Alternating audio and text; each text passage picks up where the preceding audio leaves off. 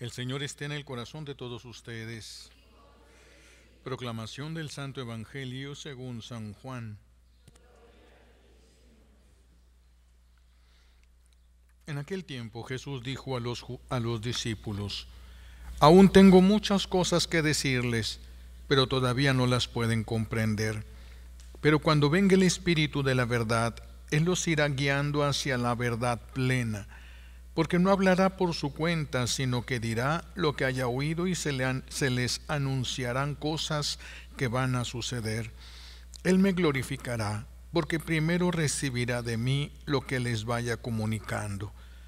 Todo lo que tiene el Padre es mío, por eso he dicho que tomará de lo mío y se lo comunicará a ustedes. Palabra del Señor. Siéntense, por favor. Gracias.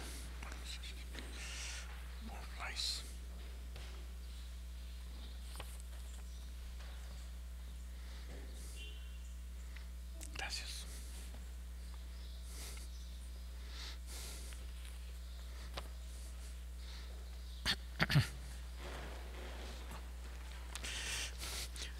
Hoy vamos a recibir una instrucción del Señor. Es un tema difícil en estos tiempos porque ha generado grandes debates esto que escuchamos hoy en el Evangelio. Esas palabras de Jesús, que vendría el Espíritu Santo y Él nos guiará, lo pone en futuro, y un futuro que no se va a terminar en una época específica. Él los guiará hasta la verdad completa. Y si todavía a esto le sumamos las palabras de San Pablo en su primera carta a los tesalonicenses, por el capítulo 5, donde dice: no desprecien las profecías, tomen lo bueno y dejen lo malo, discernir dentro de lo que alguna persona puede recibir como iluminación, como palabra, lo que sea. Hay que discernirlo, no desecharlo tan fácilmente, sino discernirlo para ver, ¿verdad? Vamos a ver esto en la historia. Esto vamos a verlo en la historia. Desde tiempos de los apóstoles ya había cartas falsas. Ya había evangelios falsos desde tiempo de los apóstoles, y por eso San Pablo incluso en una de sus cartas dice: soy yo y lo firmo con mi puño y letra. Esto lo digo yo y lo firmo con mi puño y letra. Después van a morir los apóstoles, por supuesto, y comenzaron más cartas falsas y más evangelios falsos que no eran reconocidos por aquellos cercanos al grupo de los apóstoles. Ya no decimos al grupo de Jesús, porque ya hacía tiempo que Él había ascendido al cielo y los apóstoles ya habían muerto. Entonces, dentro de aquellos que todavía habían sido cercanos, los más fieles, lo mejorcito que había en la iglesia, entonces lo que hacen es, en el año 367 se van a reunir para buscar cuáles son los documentos auténticos, cuáles cartas son falsas, cuáles son verdaderas, cuáles evangelios son verdaderos, y se ponen de acuerdo. Estamos hablando del año 367, y se ponen de acuerdo y se ponen los 27 libros que ahora nosotros conocemos como el Nuevo Testamento, que forman el Nuevo Testamento. Así fue como se formó, y van muchas cartas que había a veces de los apóstoles, a veces evangelios, supuestos evangelios, incluso del evangelio de Judas, el evangelio. Hay muchos que van a salir, pero no los van a reconocer. Ellos dicen: estos son los más fieles, los que desde el principio se reconocieron como auténticos. Estos, y ya los demás, se revisan los demás, pero no se encuentran como auténticos, y solamente quedan estos 27 libros que van a formar el Nuevo Testamento. Pero cartas continuaron saliendo, escritos que supuestamente habían estado escondidos o perdidos, y que fueron saliendo más en el tiempo, más evangelios, etcétera. Pero esto continúa así hasta 1500, cuando viene la rebelión de Lutero. Cuando viene la rebelión de Lutero, y aquí es donde empieza la reforma protestante, que le llaman la reforma protestante, y ellos iban a retomar algunos de esos libros que habían sido desechados desde el año 367.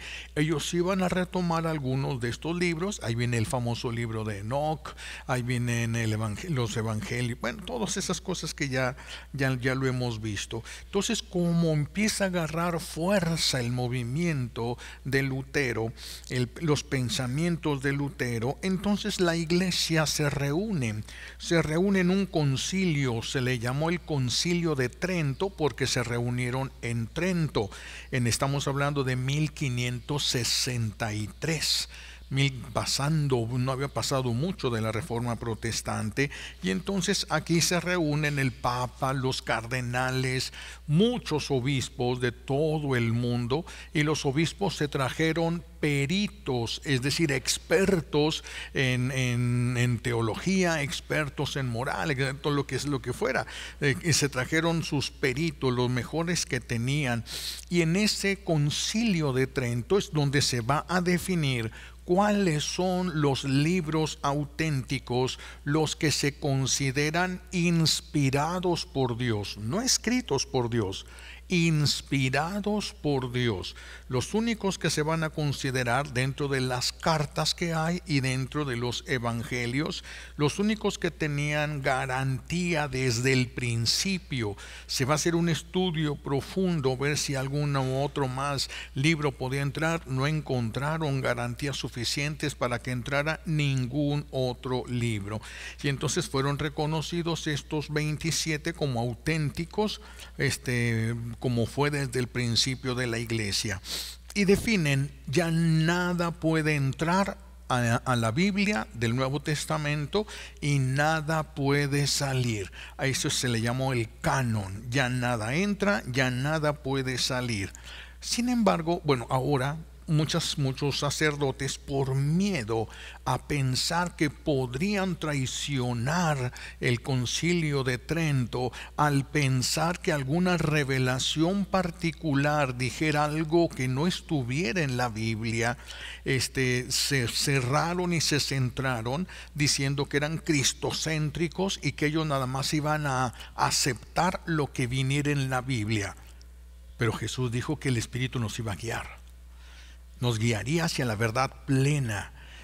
Pero el miedo a fallar a esto lleva a muchos a centrarse solamente en las Sagradas Escrituras. Si no está en la Biblia, no lo toman en cuenta, no lo aceptan para nada. Entonces Jesús, repito, Jesús dijo que el Espíritu nos iba a guiar. ¿Será que el Espíritu Santo ya no tiene nada que decir? ¿Será que ya la verdad se agotó? Es decir, ya se dijo toda la verdad y ya no existe ni un pedacito más de verdad que tuviéramos que conocer. ¿Acaso podemos acabarnos a Dios? ¿Acaso la verdad, pues la verdad que viene de Dios tiene principio y fin? Pues no, hay que aclarar algo ante esto. Ciertamente ya nada puede aumentarse en cuanto a la redención. Allí sí, en cuanto a la redención ya no hay nada. En cuanto a la salvación ya no hay nada que se le pueda aumentar, ni se le puede quitar. En cuanto a la redención, nadie podrá decirnos nunca que para salvarnos es necesario circuncidarnos. Fueron los primeros conflictos que ocasionaron el primer concilio en la iglesia, el que unos afirmaban que se tenían que circuncidar, vivir la ley de Moisés y después ya bautizarse y todo. No, eso por supuesto que no es. Algunos también pensaban que se ocupaban otro tipo de cosas. No se ocupa absolutamente nada, no hay nada nuevo en el orden de la salvación, de la redención. Nadie puede decir tenemos que raparnos o tenemos que tener el cabello largo como Jesús. Nadie podría decir absolutamente nada de estas cosas porque no sirven. Tenemos que dibujarnos las llagas de Jesús en las manos. No, no se puede. No hay nada que sirva, no hay nada que se pueda aumentar. Nada que dijéramos, a Jesús le faltó esto. No le faltó absolutamente nada. En cuanto a la redención y la salvación, todo está dicho, todo está consumado. Pero en cuanto a la santificación, ya eso es otro boleto, porque en cuanto a la santificación, lo que hemos visto es que el Señor siempre va suscitando nuevas formas de santidad, siempre va suscitando nuevas formas de santidad que el Espíritu Santo va sacando a la luz según las necesidades del momento histórico. Según las necesidades del momento histórico. Voy a poner algunos ejemplos de todo esto. 1182 nace el que va a ser San Francisco de Asís. Nace el que va a ser San Francisco de Asís para responder, nuestro buen Dios, a una sociedad que se estaba olvidando de la pureza y de la religiosidad. Y suscita un santo enamorado de la pureza y enamorado de la religiosidad. Después, en 1224 va a nacer Santo Tomás, allá en Aquino, por eso Santo Tomás de Aquino, que va a venir al mundo en tiempo de relajación de costumbres, y entonces este hombre viene para poner un esquema a lo que es el conocimiento de la verdad, a lo revelado por Jesús, y va a ser la Suma Teológica, una de las más grandes obras que tiene la iglesia. No recuerdo, son 36 volúmenes grandes de lo que escribió Santo Tomás de Aquino, donde va explicando de una manera muy esquemática todas las cosas, desde la creación, los ángeles, todo lo que ha sido revelado y lo que es conocido, de dónde viene, todo lo va a poner Santo Tomás de Aquino. Entonces viene un hombre con una inteligencia muy muy grande a hablarnos en tiempos en los que ya se creía que tener fe sería como cosa de tontos. Esos santos y otros muchos más con su vida, con sus escritos, con su vida y sus escritos, prepararon de alguna manera este Concilio de Trento, porque en el estudio que se hace en Trento se van a considerar los escritos de ellos. En estos tiempos diferentes ahora, tiempos donde el amor es el gran ausente en las sociedades, donde el amor es el gran ausente en las mismas familias, se ha perdido el amor incluso dentro del núcleo de las familias. ¿Qué es lo que nos regala nuestro buen Dios? Otra clase de santidad, y nos regala Santa Teresa de Calcuta, una mujer entregada al prójimo, nos regala Santa Teresa de Calcuta, una mujer entregada a la oración y entregada al servicio de los más necesitados, de los más pobres. Y en estos momentos en que todos los jóvenes se la quieren pasar bien, se nos ofrece a San José Sánchez del Río, nuestro mártir mexicano, adolescente de 14 años que da su vida por la fe, un llamado de Dios a volver a la fe. Se nos hace ver como un adolescente. Ya ven que adolescente se le llama así porque adolece, les hace falta la madurez, están en la etapa donde les falta la madurez. Entonces este es un adolescente de 14 años que da su vida por la fe. Y como en este tiempo, es donde ha habido muchos santos en estos tiempos, y más que ahorita se esperan, y muchos jóvenes quieren ser influencer, ahora ya no quieren ni estudiar, ya quieren pasársela bien a través de ser influencer, y pasan la mayor parte de su vida en las redes sociales, olvidándose de las misas, olvidándose de Jesús en los sagrarios. ¿Y qué nos regala el Señor? A Carlos Acuti, un joven enamorado de Jesús, dentro de las redes sociales, utilizándola para evangelizar. Dios va suscitando la santidad que se ocupa. Dios nos va regalando la santidad que se ocupa. Por lo cual vemos que el Espíritu Santo se sigue moviendo en la iglesia. Y vemos que todavía el Espíritu Santo está muy ocupado. No ha terminado su labor el Espíritu Santo. No ha terminado su labor con el último santo que tenemos en la iglesia, sino que Él va a continuar hasta que todos seamos santos. Hasta que todos seamos santos. El Espíritu Santo entonces no tiene las alas rotas, no está enjaulado, ¿verdad?, como si fuera una paloma. El Espíritu Santo sigue trabajando en la iglesia. Y hay de aquellos que quieran apagarlo, hay de aquellos que quieran despreciar al Espíritu Santo. Qué difícil va a ser la vida para esas personas. Porque nunca como en estos tiempos necesitamos ser guiados por el Espíritu Santo. Las familias están despedazándose. Necesitamos ser guiados por el Espíritu Santo para enfrentar los problemas que ahora se están teniendo tan fuertes como nunca había sido, como nunca se había vivido dentro de la misma iglesia. Por eso más que nunca necesitamos nosotros al Espíritu Santo. ¿Por qué? ¿Quién fue el que encendió el corazón de los mártires? ¿Quién fortaleció a estos jóvenes? ¿Quién jaló a Carlo Acutis para que evangelizara? ¿Quién le hizo arder el corazón a Carlos Acutis para que quisiera mostrar a Jesús al mundo entero? El Espíritu Santo. ¿Quién le dio la fortaleza a ese niño, a ese adolescente, para que se mantuviera firme a pesar de los tormentos que le infringieron, de los tormentos que le hicieron? ¿Quién le pudo haber dado tan fuerza a ese adolescente? El Espíritu Santo. Todos los santos vienen como un fruto del Espíritu Santo. No puede haber santidad sin el Espíritu Santo. Y muchas mamás, muchos papás se preguntan ¿por qué sus hijos no son santos? Porque nunca pediste el Espíritu Santo sobre ellos. Porque despreciaron al Espíritu Santo, y sin el Espíritu Santo nadie puede ser santo. Las obras no nos santifican, las oraciones no nos santifican. El santificador es el Espíritu Santo. ¿Qué es lo que se pide? Hay una parte en la Santa Misa donde el sacerdote extiende las manos sobre el pan y el vino y le pide a Dios Padre que la santifique con el poder de su Espíritu, porque es el santificador, es el santificador. Por eso el enemigo ha trabajado tanto para que el Espíritu Santo sea el gran olvidado dentro de la iglesia, porque sabe que si olvidamos al Espíritu Santo, nos olvidamos también de la santidad. El que no conoce, el que no tiene una devoción sólida al Espíritu Santo, lejos camina de la santidad. Podrá ser un servidor de Dios, pero no va a caminar en santidad.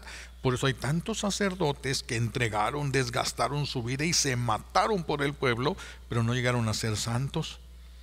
No llegaron a ser santos porque olvidaron la devoción al Espíritu Santo.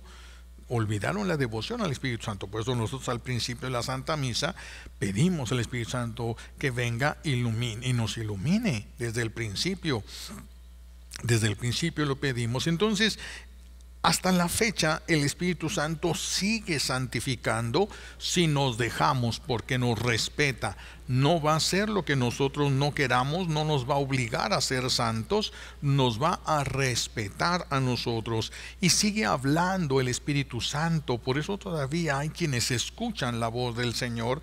Hay falsos, hay personas que están contaminadas y sí escuchan la voz de Dios, pero viene todo contaminado porque les hace falta purificar su vida, etcétera. Pero sí, el Señor sigue hablando no para decirnos nuevas formas de redención, no para aumentar algo en la redención.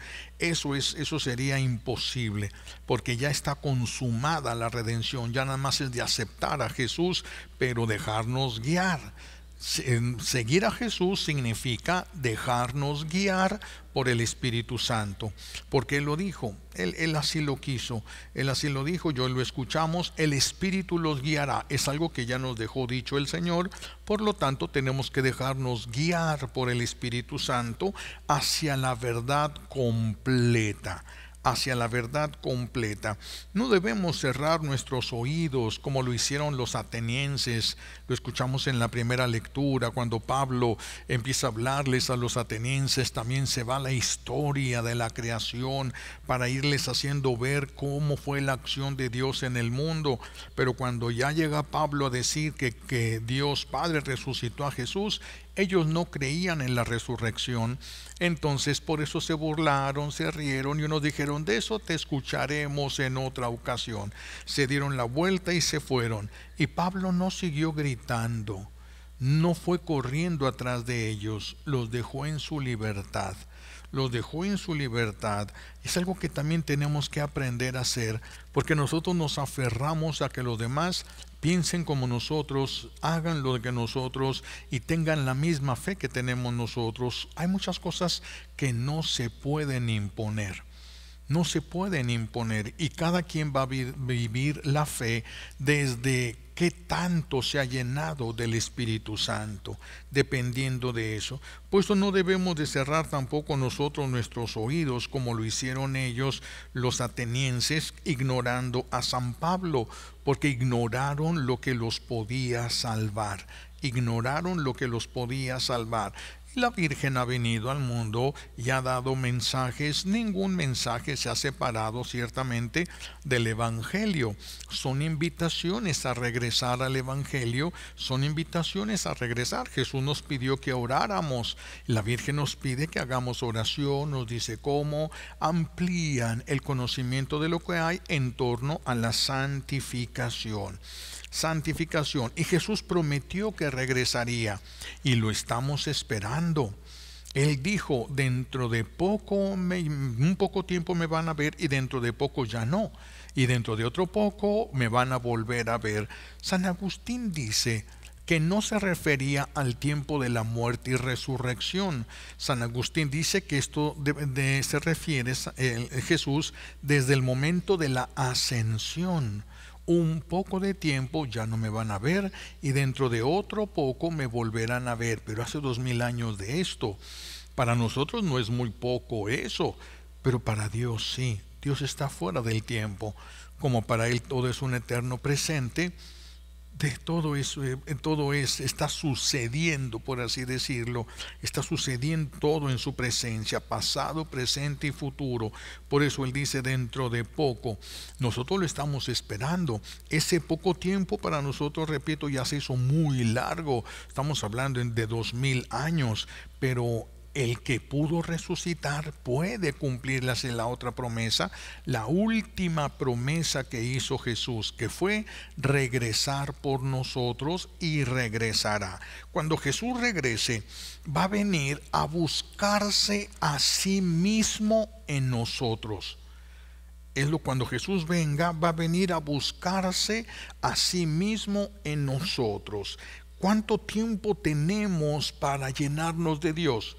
Necesitamos conocerlo más para amarlo más, para llenarnos más de Él. ¿Cuánto tiempo tendremos para esto? No lo sabemos, pero no podemos dejarlo para después. No podemos posponerlo, porque nadie tiene la vida pagada. Nadie tenemos la garantía ni siquiera de llegar a la noche en este mismo día. Amanecimos, pero no tenemos la garantía de que vamos a llegar a la noche de este mismo día. Por eso no debemos desperdiciar el tiempo.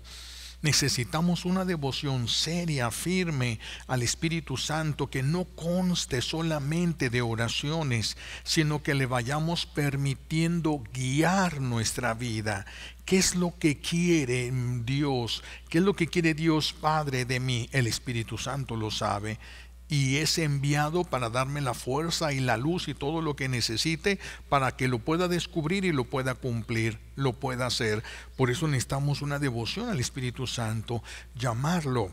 Como les decía la otra vez, podemos ahorita ponerlo en un canto al Espíritu Santo que nos guste y lo ponemos como grabación para que nos despierte. Ya ven que los celulares ahorita tienen esa posibilidad. Puedes poner cualquier canción con la que quieras que te despierten, ¿verdad?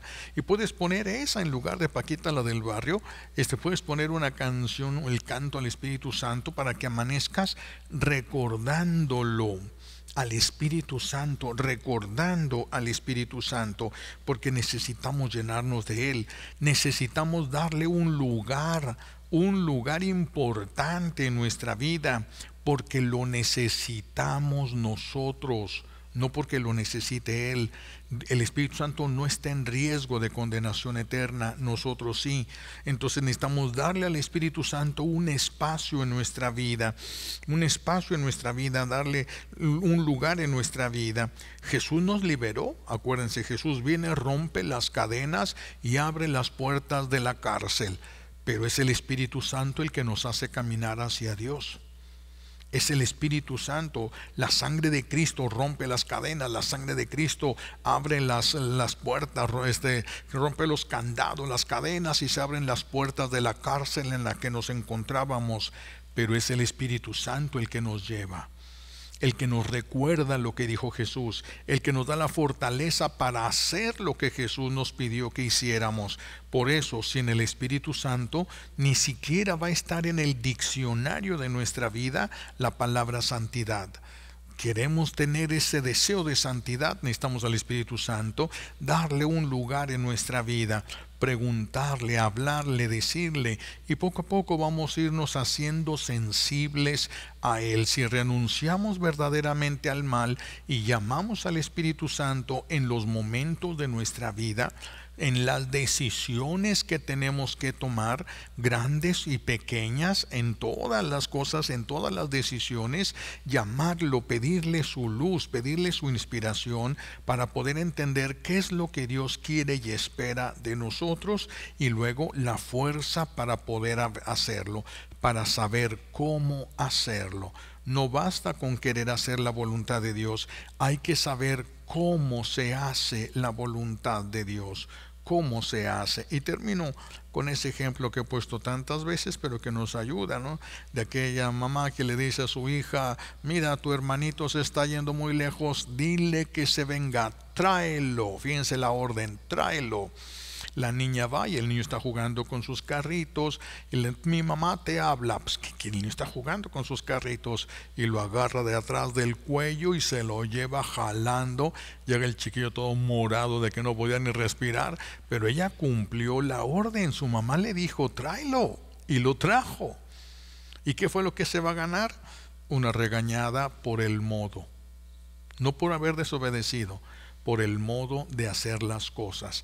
También nosotros podemos tratar de cumplir la voluntad de Dios, pero vamos a ser regañados por el modo de hacer las cosas, por el modo como cumplimos esa voluntad divina. Por eso, vean, el Espíritu Santo no basta con saber qué es lo que Dios quiere de nosotros. Después de eso es el modo de hacer lo que Dios quiere que hagamos, el modo como quiere que trabajemos donde trabajamos, que limpiemos como donde tenemos de sí que limpiar, etcétera. Lo que tengamos que hacer, desde las cosas más sencillas, para que podamos hacer todo por amor, todo con amor, todo por amor a Dios, todo que sea una ofrenda agradable al Señor. Vean pues entonces cómo necesitamos esa devoción al Espíritu Santo. Y no es muy difícil, no se tienen que aprender grandes oraciones del Espíritu Santo. Bastan las palabras: ven Espíritu Santo. Porque Él está esperando hacer lo que el Padre Celestial le pidió, lo que Jesús le pidió que hiciera con y en nosotros. Y solamente está esperando que le demos el permiso. Ven Espíritu Santo, y ya, ilumíname, fortaléceme, ayúdame a entender qué es lo que Dios quiere de mí, ayúdame a saber y a fortaléceme para pasar por estos momentos críticos por los que estoy pasando, y vendrán luces sin que uno se dé cuenta, porque uno piensa que son pensamientos propios. Vendrán luces y vamos a entender muchas cosas en nuestra vida. muchas cosas, y algunas vamos a poder pasarlas más sencillamente, con menos sufrimientos, porque el Espíritu Santo sabe la manera de hacer las cosas. No nos quita todo el sufrimiento, porque a veces el sufrimiento también es instrumento de Dios para purificarnos. Entonces, pues vamos a pedirle a Dios Padre una devoción más seria, más fuerte, que nos conceda más amor al Espíritu Santo, más atención al Espíritu Santo en nuestras vidas. Se lo pedimos por los méritos de Jesucristo en la cruz y por la poderosa intercesión de la Santísima Virgen María al pie de la cruz. Alabado sea Jesucristo.